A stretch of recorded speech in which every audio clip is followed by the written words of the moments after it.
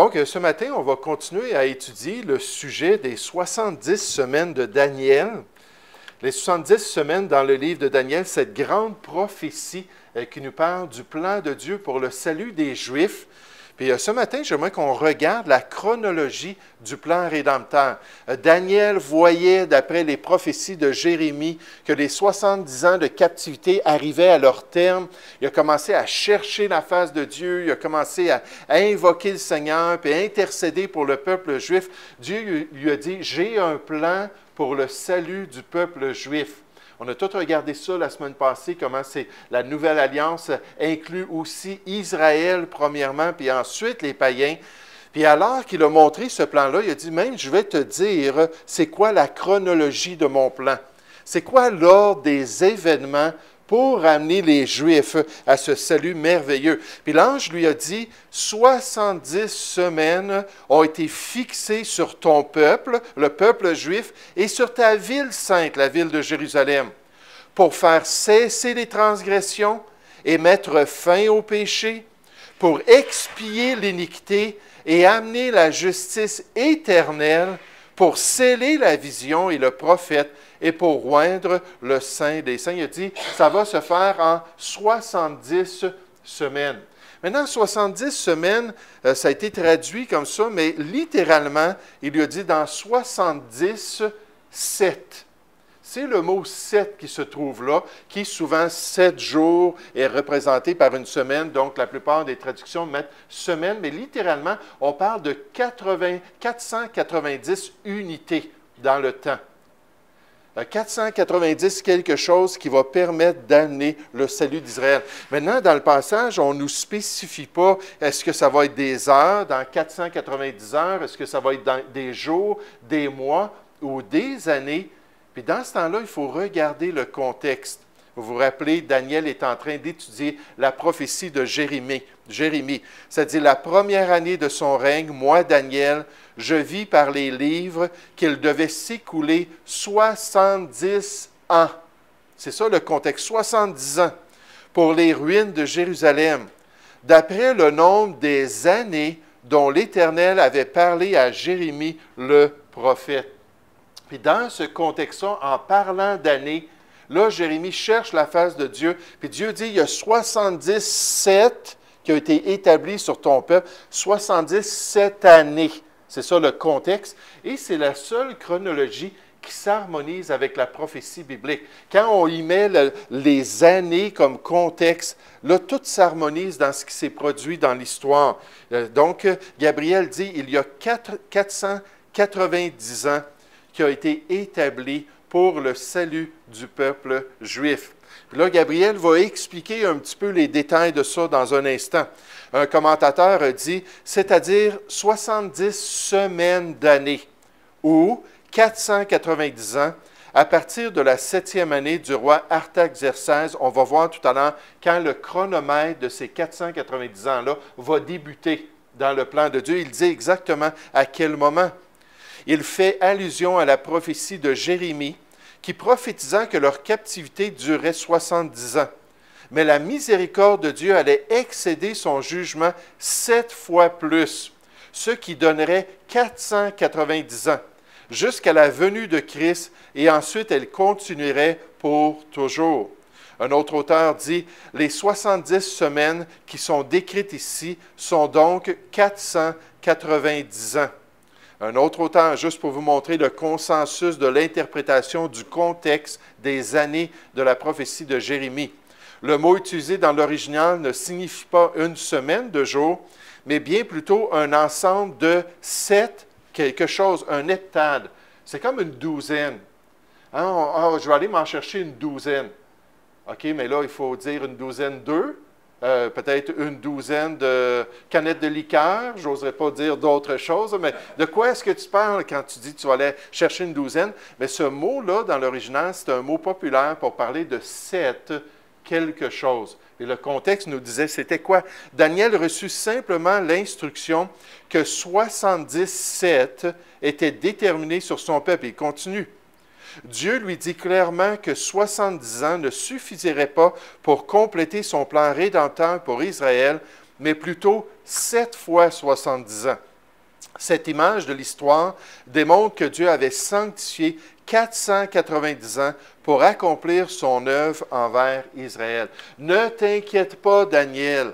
Je suis au courant de ce qui se passe avec ton peuple. Je suis souverain sur Israël. Puis j'ai mis de côté dans l'histoire de l'homme 490 ans pour accomplir le salut d'Israël, pour accomplir toutes les prophéties qui ont été faites concernant cette nouvelle alliance que j'allais faire avec le peuple juif. Et ça va se produire en 490 ans. L'ange Gabriel révèle le début des 70 semaines au verset 25. Puis là, il dit, « Sache-le donc et comprends. » Puis quand on parle de la prophétie ou quand on parle des doctrines bibliques, quand on parle des choses un peu plus profondes, là, il faut y mettre toute notre attention. Bien souvent, les gens décrochent. Hein, ils entendent quelque chose qui va au-delà du salut, au-delà de la grâce, puis ils sont vraiment attachés au lait de la parole. Mais ils n'ont pas assez l'expérience des Écritures pour manger quelque chose de plus solide. Puis dès que ça devient un petit peu plus complexe, il y a des gens qui décrochent. Mais là, Dieu dit à Daniel, écoute, je vais te l'expliquer. Je sais exactement ce que je vais faire, mais il faut que tu te concentres. Si tu veux comprendre la prophétie biblique et le plan de Dieu pour Israël, concentre-toi. Depuis le moment où la parole a annoncé que Jérusalem sera rebâtie. Donc là, le début de ces 490 ans-là a rapport avec un décret royal concernant la reconstruction de la ville de Jérusalem. Il faut se souvenir du contexte. Daniel est en captivité à Babylone.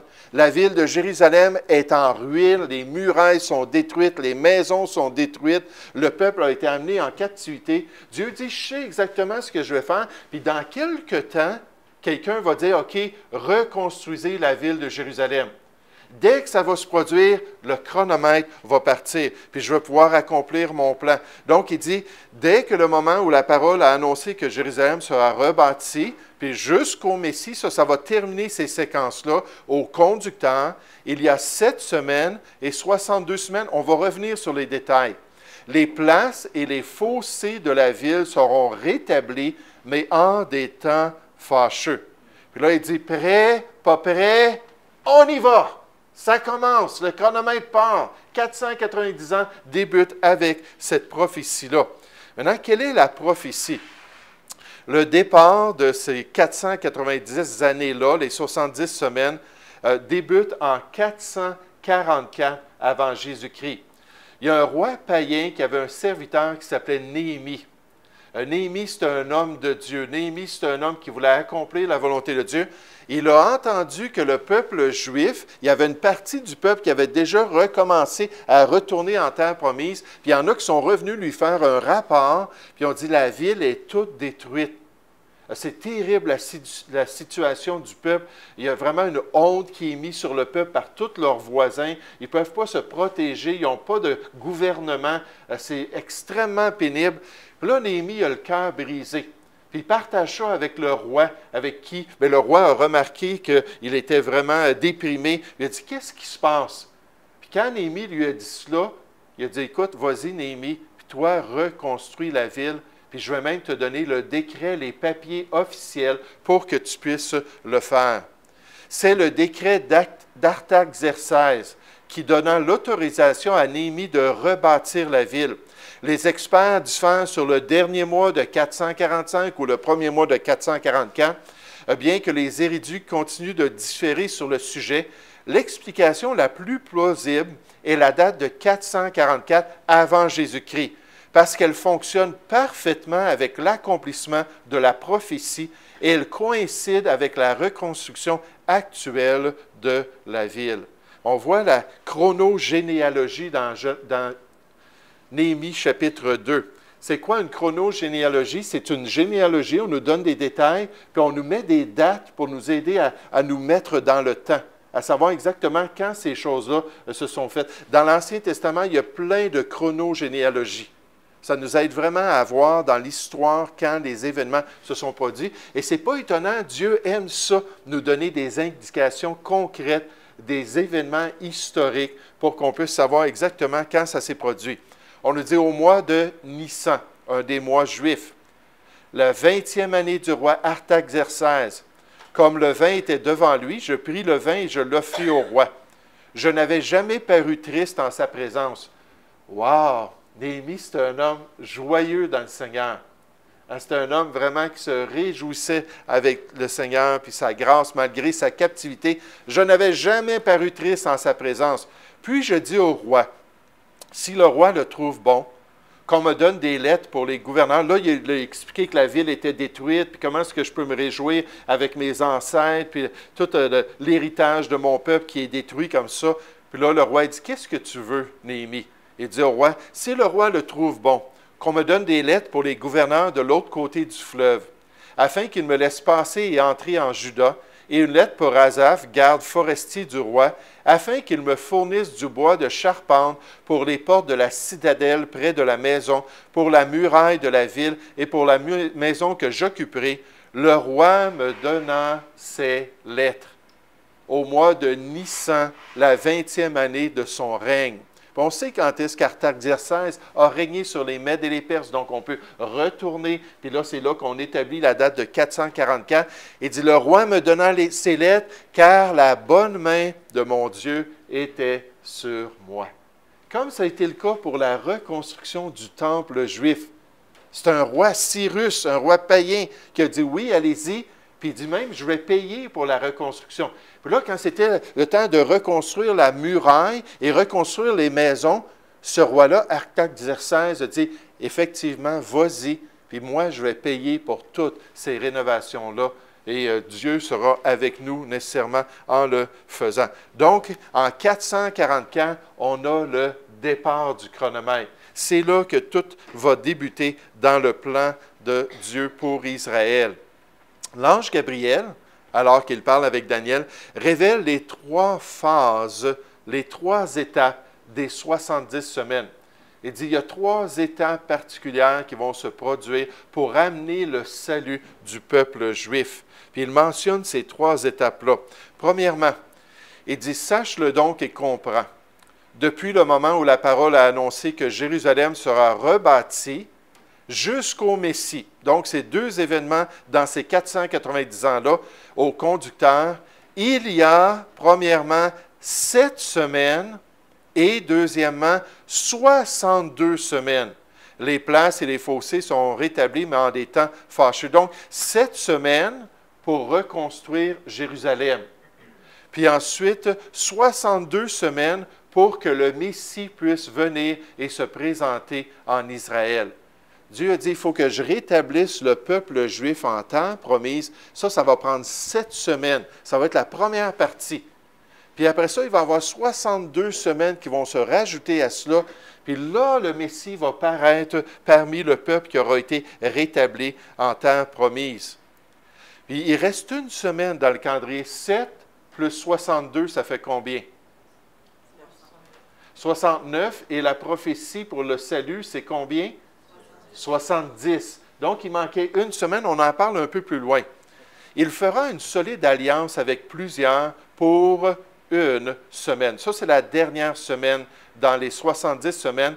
Et au milieu de la semaine, il fera cesser le sacrifice et l'offrande. On va tout voir ces détails-là dans la prophétie biblique. Le dévastateur commettra les choses les plus abominables, jusqu'à ce que la ruine et ce qui a été résolu fondent sur le dévastateur. Donc, voici les 3 phases pour amener le salut d'Israël. Premièrement, 7 semaines ou 49 ans, qui ont rapport avec les étapes pour reconstruire la ville de Jérusalem, les murailles avec Néhémie et ensuite les maisons. 1/10 de tous ceux qui sont revenus de la captivité devaient aller dans Jérusalem et se construire des maisons pour que la capitale puisse être habitée. Donc ça allait se produire dans la première phase. Dans la deuxième phase, 62 semaines, c'est-à-dire 434 ans plus tard, le Messie allait paraître en Israël. Le peuple est rétabli. Ils ont leur ville, la ville de Jérusalem. Puis là, le Seigneur Jésus pouvait venir après ces 62 semaines-là, 69 semaines en tout, puis venir au milieu du peuple pour présenter l'œuvre de Dieu et le royaume de Dieu. Puis là, il reste une dernière semaine. Là, on ne nous donne pas en ce moment les détails exacts de ce qui va se passer dans cette dernière semaine-là. On va le voir un peu plus tard. Puis en tout, ça nous donne les 490 ans. Donc, vraiment, il présente ces vérités-là pour que Daniel puisse savoir Dieu est souverain, puis il y a un plan. Il y a une chronologie exacte, et en 490 ans, le peuple juif va être sauvé. Comme le dit l'Épître aux Romains, chapitre 11, au verset 26, « Alors tout Israël sera sauvé après ces 490 ans-là. » Regardons les détails de ce qu'il dit. L'ange Gabriel révèle les détails des 3 phases. Puis ça, on va regarder ça pendant quelques semaines à travers la prophétie biblique pour comprendre ces 3 phases-là. Premièrement, il présente la phase du rétablissement du peuple et de la ville. On va parler de ça ce matin. Il dit, premièrement, il faut que le peuple juif soit retourné dans la terre promise. Pour que je puisse amener son salut, il faut que je les renvoie. Puis il y a eu 3 périodes de retour du peuple juif pour qu'il puisse retourner en terre promise. Deuxièmement, il dit les 62 semaines, ensuite, après ces 62 semaines-là, le Messie va être en terre promise, mais quelque chose de très étrange va se produire. Il va être retranché. Puis ça, pour les Juifs, là, c'était vraiment bizarre. Pour eux, le Messie devait venir, devait être un conquérant militaire, devait rétablir le trône de David. Puis David avait reçu les promesses que quand le Messie allait venir, il allait demeurer éternellement. Puis le trône de David allait toujours avoir un successeur à cause de l'œuvre du Messie d'Israël. Puis il y avait cet aspect-là triomphal, si on pourrait dire, de la venue du Messie que les Juifs retenaient, puis ils ne comprenaient pas comment est-ce qu'il pouvait être retranché. Vous vous rappelez le Seigneur Jésus, lorsqu'il a dit à ses disciples qu'il s'en allait à Jérusalem, qu'il allait être rejeté par les anciens du peuple, qu'on allait le livrer aux païens, qu'il allait cracher dans son visage, qu'il allait le battre, qu'il allait le crucifier, qu'il allait mourir et ressusciter le 3e jour. Pierre s'est levé et a dit « À Dieu ne plaise! » C'est pas ça que la prophétie nous dit. C'est pas ça qu'on croit concernant le Messie. Puis le Seigneur Jésus a dit, ben attends, à ce moment-là, ce n'est pas la Bible qui te guide, là. C'est Satan lui-même qui est en train d'insuffler ces pensées-là dans ton cœur. Il dit, arrière de moi, Satan. Parce que le plan de Dieu incluait que le Messie devait venir et être retranché, mais juste temporairement, pour pouvoir ensuite accomplir les autres aspects du plan de Dieu, mais pour le salut d'Israël. Puis troisièmement, une dernière semaine. Puis cette semaine-là, ça allait être une semaine d'épreuves terribles sur le peuple juif pour briser l'orgueil d'Israël, pour briser son incrédulité, pour briser sa résistance. Puis on va voir ça dans la prophétie. C'est incroyable ce que le peuple juif, pendant cette semaine-là, qui est 7 ans de temps, ce que le peuple juif va expérimenter aux mains de Dieu. Donc, commençons par le rétablissement du peuple et de la ville de Jérusalem. Au verset 24, on nous dit, 70 semaines ont été fixées sur ton peuple et sur ta ville sainte. Quand on se souvient de cette prophétie-là, on ne parle pas des païens, des gentils, des nations du monde. On parle du peuple juif. On parle de ce qui va arriver avec Israël. Donc ça, c'est pour ton peuple. Sache-le donc et comprends. Depuis le moment où la parole a annoncé que Jérusalem sera rebâtie 444 avant Jésus-Christ, pas Nebuchadnezzar, Artaxerxès, il dit, allez-y, le chronomètre part. Jusqu'au Messie, au conducteur, il y a 7 semaines et 62 semaines, les places et les fossés seront rétablis, mais en des temps fâcheux. Encore une fois, il faut se rappeler du contexte. Daniel est en captivité. Le peuple juif a été presque éliminé. Il y en a juste un peu qui sont amenés en captivité. Les autres ont tous été tués. Puis la terre promise appartient à n'importe qui. Jérusalem n'est plus la capitale et certainement pas, ce n'est pas la ville du roi David. Tout est en ruine. Puis donc, à la lumière de ça, il dit, voici ce qui doit se produire. Les Juifs doivent revenir en terre promise. La capitale doit être rétablie à Jérusalem. Puis le tout doit être fait en 7 semaines ou en 49 ans. Et c'est exactement ce qui s'est produit après le décret d'Artaxerxès. Dans Jérémie chapitre 3, Jérémie avait dit que Dieu allait faire une œuvre lorsqu'il allait les ramener en terre promise. Il dit, « Revenez, enfants rebelles, dit l'Éternel, car je suis votre maître. Je vous prendrai, un d'une ville, deux d'une famille, dans les endroits où je vous ai envoyés en captivité, et je vous ramènerai dans Sion ou dans Jérusalem. » Donc, Dieu avait ce plan-là. Il dit, Jérémie au chapitre 29, « Je me laisserai trouver par vous, dit l'Éternel, et je ramènerai vos captifs. Je vous rassemblerai de toutes les nations et de tous les lieux où je vous ai chassés, dit l'Éternel, et je vous ramènerai dans le lieu d'où je vous ai fait aller en captivité. » Et la ville de Jérusalem, ça a été la ville principale qui a été conquise par Nebuchadnezzar. C'était là que la majorité du peuple était restée avant la dernière conquête. Puis donc, ils étaient partis de Jérusalem. Dans Néhémie, Néhémie parle de cela à Dieu lorsqu'il veut reconstruire la ville. Il dit, « Souviens-toi de cette parole que tu donnas ordre à Moïse, ton serviteur, de prononcer. » Puis quand il priait, Néhémie, il citait la parole de Dieu. « Lorsque vous pécherez, je vous disperserai parmi les peuples. Mais si vous revenez à moi, et si vous observez mes commandements et les mettez en pratique, alors quand vous seriez exilés à l'extrémité du ciel, de là je vous rassemblerai, et je vous ramènerai dans le lieu que j'ai choisi pour y faire résider mon nom, c'est-à-dire dans la ville de Jérusalem. » Donc, la première étape, c'est que les Juifs devaient revenir dans la terre promise et rétablir leur capitale, rétablir leur structure sociale. Le rétablissement du peuple. D'après le verset 25, dans les premières 7 semaines, les rues et les tranchées devaient être bâties pendant des temps difficiles. Cette période de 49 ans décrit les états de la reconstruction de la muraille de Jérusalem par Néhémie et du besoin d'1 sur 10 des habitants parmi les Juifs. On voit ça aussi dans le livre de Néhémie. Bâtissent une maison dans Jérusalem. Ce qui se produisit dans les 50 années qui suivirent la construction de la muraille, ce fut exactement l'accomplissement des 7 fois cette année. Donc, Artaxerxès a dit, allez-y, partez, puis retournez dans votre pays, puis retournez pour reconstruire la ville. Ils refont la muraille en combien de jours? Est-ce qu'il y a quelqu'un qui se souvient? C'était vraiment extraordinaire. 7 jours. Pardon?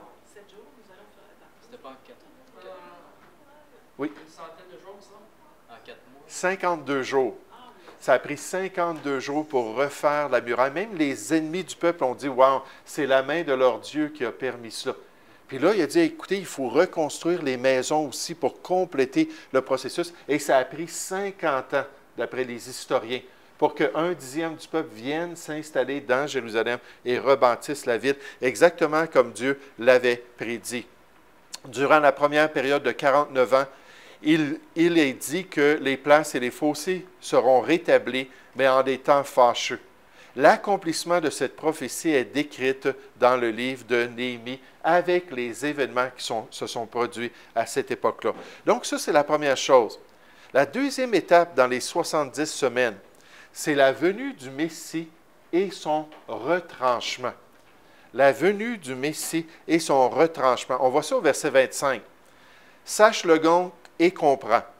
Depuis le moment où la parole a annoncé que Jérusalem sera rebâtie jusqu'au Messie, au conducteur. » Là, le peuple juif va redevenir un peuple, ils vont rétablir leur structure sociale, culturelle, politique, mais il va y avoir quelqu'un de spécial qui va venir au milieu d'eux. Jusqu'au Messie, au conducteur. Il y a 7 semaines pour la première étape et 62 semaines, la deuxième étape. Les places et les fossés seront rétablis, mais en des temps fâcheux. Après les 62 semaines, le Messie sera retranché et il n'aura pas de successeur. Il n'y aura pas personne qui va le remplacer. Les 40 Juifs qui se sont levés et ont dit, non, non, c'est moi le Messie d'Israël. C'était contraire à la prophétie de Dieu. Il fallait que le Messie revienne. Mais encore une fois, comme je vous ai dit, c'était le grand roi qui devait venir rétablir le règne de David. Et pour les Juifs, ça faisait bizarre de voir ça. Mais ce n'est pas le seul moment où on voit ça dans l'Ancien Testament. En fait, Dieu nous a révélé dans Jean chapitre 1 que Jésus, la parole, la lumière, était dans le monde a été fait par elle et le monde ne l'a point connue. Elle est venue chez les siens et les siens ne l'ont point reçue. Jean 1, versets 10 et 11.